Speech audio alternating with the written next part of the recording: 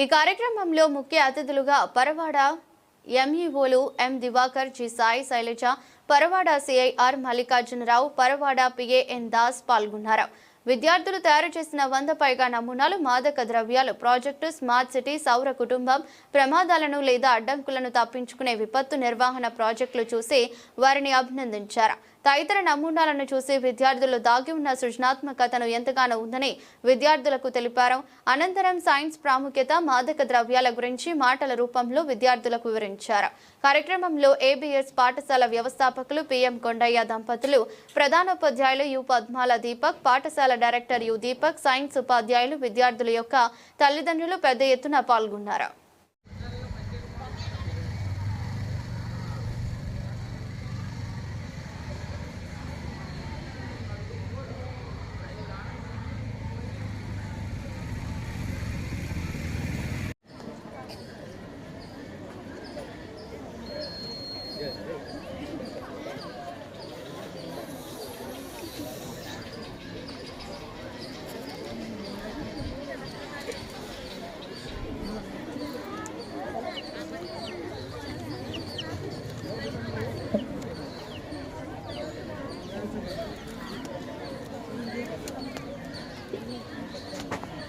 ABS provides a good platform for students to showcase their projects and to represent their hard work and talent.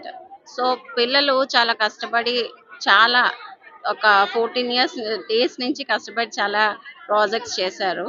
So వాళ్ళ talent చాలా అంటే teachers ప్రెజెన్స్లో చేశారు. చాలా బాగా వచ్చినాయి అన్ని ప్రాజెక్ట్స్ కూడా.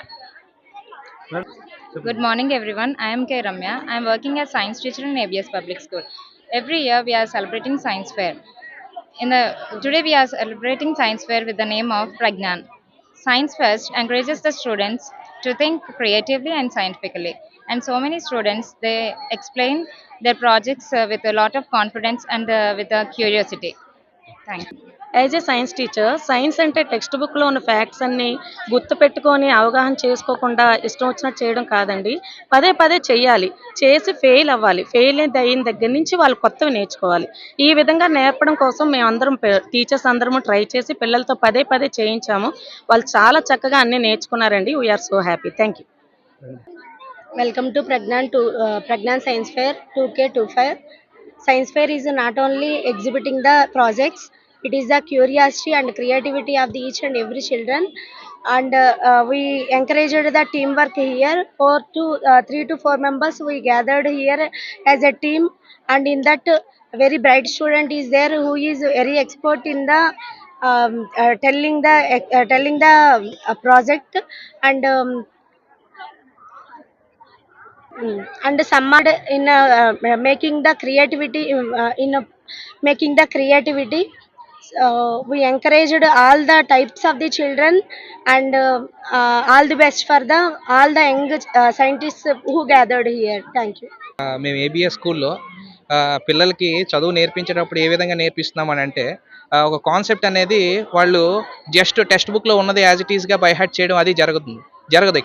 ఇక్కడ ఏం జరుగుతుందనంటే, కాన్సెప్ట్ నేర్చుకొని ఆ కాన్సెప్ట్ని ఎక్కడ యూస్ చేస్తాం, పర్పస్ ఈజ్ ఇంపార్టెంట్. ఈరోజు మా పిల్లలు ఏదైతే చేశారో ఇక్కడ ప్రాజెక్ట్స్ అన్నీ కూడా వాళ్ళు ఆ కాన్సెప్ట్స్ ఎక్కడ యూస్ చేస్తాం, ఆ పర్పస్ని ఇక్కడ ఎగ్జిబిట్ చేయడం జరిగింది. So they are learning the concepts and they are learning things and they are knowing the purpose of it. So without purpose, if you learn anything, it is of no use.